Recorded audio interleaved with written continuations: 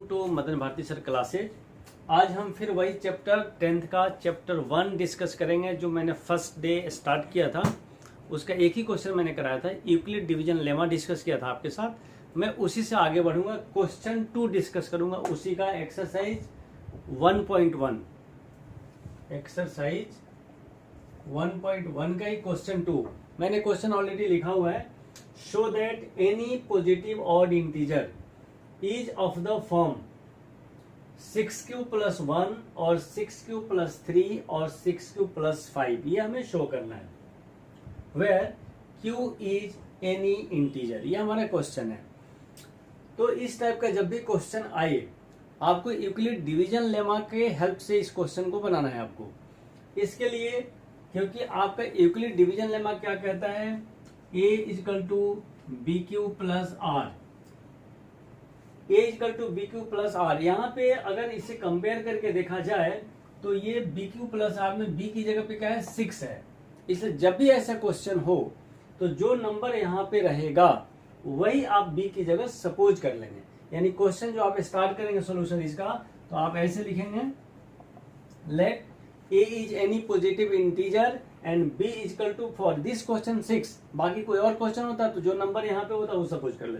मैं लिखूंगा यहाँ पे, let a is any positive integer and b = 6। यहाँ लिखूंगा मैं, let a is any positive, मैंने शॉर्ट में यहाँ पे पॉजिटिव इस तरीके से लिख दिया, let a is any positive integer and b = मैं 6 इस क्वेश्चन के लिए मानूंगा, b = 6। उसके बाद आपको यहां लिखना होगा, then according to Euclid's division lemma, इसको यूज करना है आपको।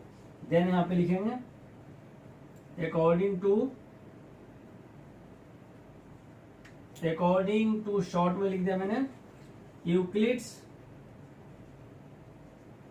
डिवीजन भी मैंने शॉर्ट में लिख दिया, लेमा। यूक्लिड डिवीजन लेमा क्या है, a = bq + r। ये मैं ऑलरेडी डिस्कस कर चुका हूं। bq + r की जगह मैं यहां पे लिखूंगा 6q + r। a = 6q + r। यहां पे जो r का वैल्यू होता है, यहां पे जो r का वैल्यू होता है 0 ≤ r b होता है। तो मैं इस क्वेश्चन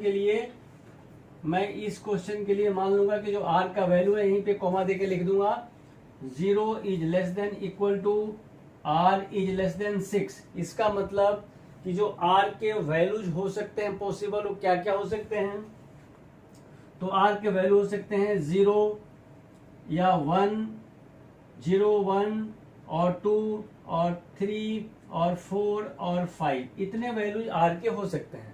अब मैं 1 by 1 इनको डिस्कस करूंगा कि अब मैं इसको 1 by 1 डिस्कस करूंगा इन नंबर्स को लेकर के, कि अगर मैं r = 0 लेता हूं, तो क्या बनेगा, यहां लिखूंगा कि when r = 0।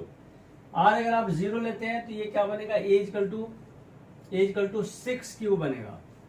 6q, ये बिकॉज 2 का मल्टीपल है 6, यानी आप इसको लिख सकते हैं 2 × 3q। तो जो भी ऑड इंटीजर होता है, इवन इंटीजर 2m के फॉर्म में होगा या 2n के फॉर्म में होगा, और जो भी ऑड इंटीजर होगा वो 2m + 1 के फॉर्म में होगा। तो ये 2m के फॉर्म में आ गया, इसका मतलब ये इवन है। इसका मतलब ये क्या हो गया, इवन। और हमारा क्वेश्चन ये था कि जो ऑड होगा वो 6 + 1 + 3 + 5 ऐसे बनेगा। तो नेक्स्ट इंटीजर ले रहा हूं यहां से मैं 1। तो आप यहाँ पे फिर से लिख देंगे कि when r = 1, तो ये आपका a क्या बनेगा, 6q + 1, ये बन जाएगा। यहाँ रख रहे हैं 6q + 1। अब आपने ये देख लिया कि ये हो गया 2m के फॉर्म में, यानी कि आप इसको 2 × 3q प्लस अगर 1 लिख दें तो ये 2m + 1, ये जो फॉर्म बताया मैंने 2m + 1, यानी कि ये 2m + 1 के फॉर्म में आ गया। तो आप इसको कह देंगे कि ये ऑड है। इसी तरीके से r की जगह मैं अब यहाँ पे 2 रखने जा रहा हूं। मैं इसको r की जगह पे यहीं पे कर देता हूं, मैं r की जगह 2 रखने जा रहा हूं। यहां से फिर से लिखूंगा when r = 2, आर अगर आपने 2 रखा तो ये क्या बनेगा 6q प्लस 2, यानी ये बन गया 6q ए इक्वल टू बन गया 6q प्लस 2। इसमें से अगर आप 2 कॉमन ले लें तो ये क्या बनेगा 2 इंटू 3q प्लस 1, ये फिर से 2m के फॉर्म में आ गया, 2 इंटू समथिंग है, मतलब कि इवन इंटीजर आ गया, तो फिर से ये इवन आ गया। अगर मैं यहां पे 2 रखा था, अगर मैं 3 पुट करता हूं यहां से व्हेन r इक्वल टू 3, तो आपका a बनेगा 6q प्लस 3। 6q प्लस 3 को अगर मैं ऐसे लिख दूं कि इसको 6q प्लस 2 प्लस 1 कर दूं, तो इसमें से 2 कॉमन ले लेंगे, तो आप 2 इंटू 3q प्लस 1 कर देंगे। ये अगर आप m मान लेते हैं तो ये 2m प्लस 1 का फॉर्म फिर से आ गया, जो कि ऑड के फॉर्म में आ गया, इसका मतलब ये ऑड है। अगर आपने यहाँ पे r3 रखा था, 4 रख दें व्हेन r इक्वल टू 4, तो आपने a यहाँ पे लिखेंगे 6q प्लस 4, इसमें से 2 कॉमन लेंगे, फिर ये फॉर्म बन जाएगा 2m वाला फॉर्म, यानी फिर से ये इवन आ गया।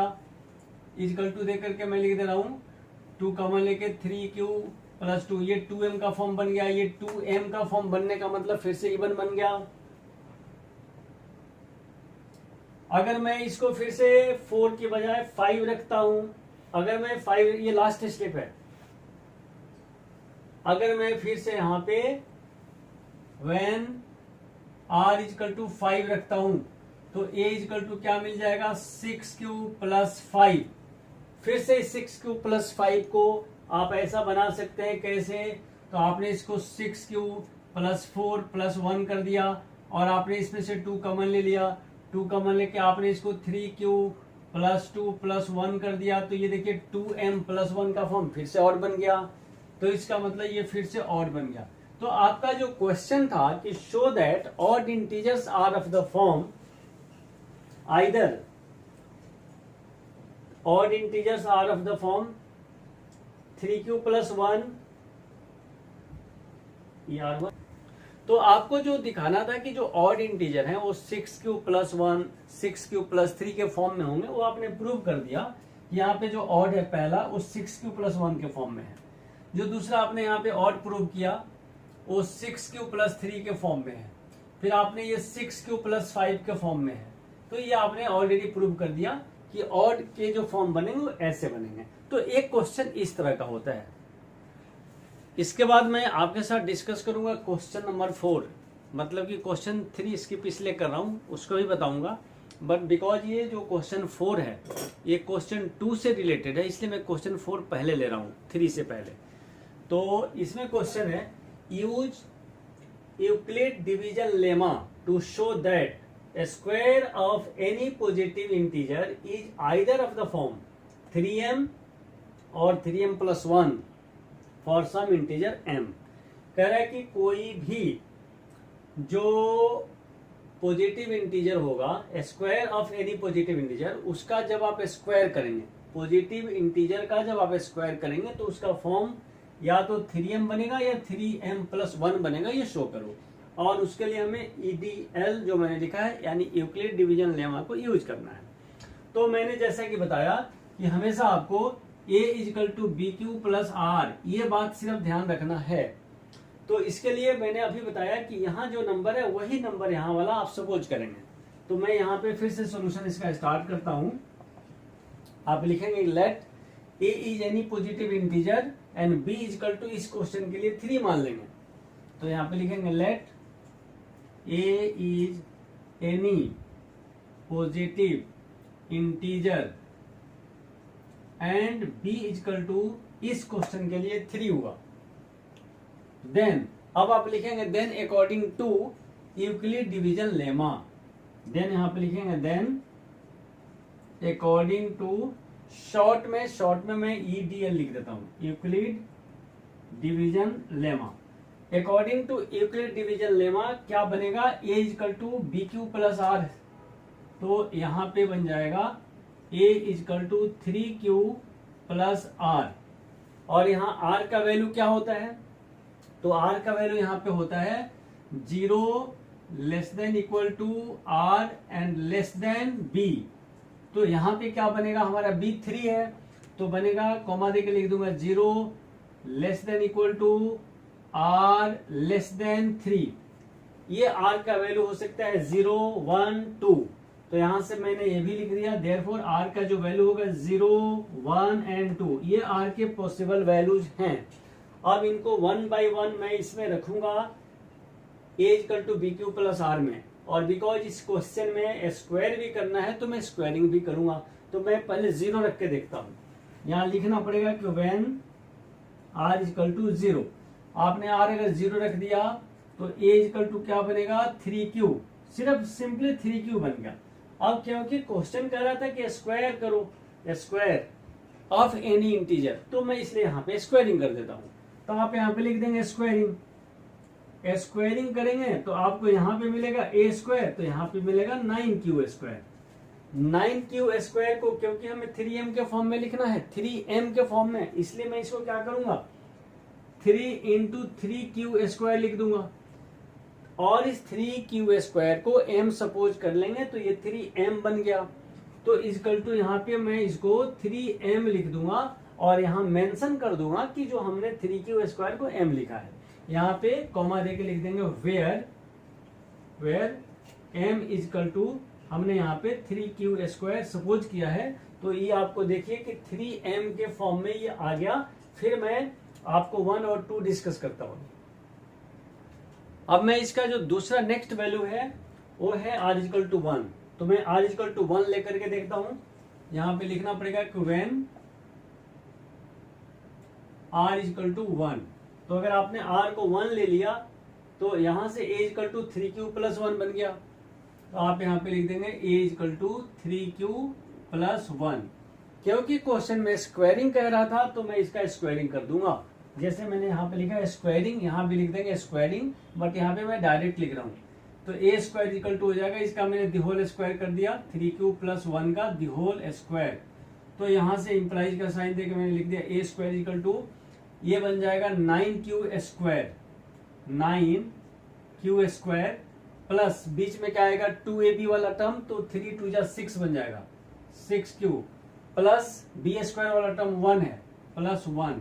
इनमें से मैं क्या करूं कि क्योंकि हमें 3m का फॉर्म दिखाना है तो मैं यहां से 3 कॉमन ले लेता हूं यहां से।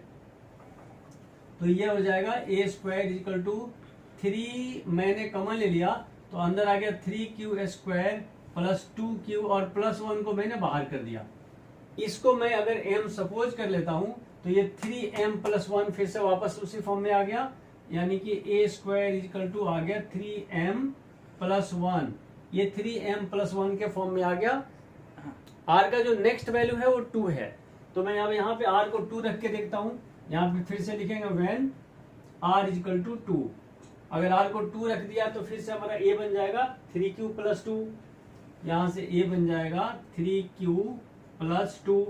फिर से मैंने बोथ साइड में स्क्वायरिंग कर दिया, डायरेक्ट लिख रहा हूँ। जैसे यहाँ पे स्क्वायरिंग लिखा था मैं यहाँ पे डायरेक्ट लिख रहा हूँ, स्क्वायरिंग कर दिया। तो यहाँ से बन जाएगा ए स्क्वायर इक्वल टू, इसका दी होल स्क्वायर हो गया, इसका अगर दी होल स्क्वायर हो गया तो ये बन गया 9q स्क्वायर प्लस 2ab वाला जो टर्म बनेगा 2ab वाला, तो ये 3 2 जा 6 2 जा 12 2ab, तो 2 इंटू दिस करेंगे तो 3 2 जा 6 2 जा 12, तो 12q बन जाएगा। और प्लस b स्क्वायर वाला जो टर्म है 2 का स्क्वायर यानी कि ये 4 बन जाएगा। अब आपका ये बन गया A square equal to this, but हमें दिखाना है कि 3m प्लस 1 बनना चाहिए या 3m बनना चाहिए। तो मैं देखता हूं यहां से, ये हो जाएगा ए स्क्वायर इक्वल टू, यहां से मैं इनको कर देता हूं 9q स्क्वायर प्लस इसको 12q और इसको मैं 3 करके प्लस 1 कर दे रहा हूं।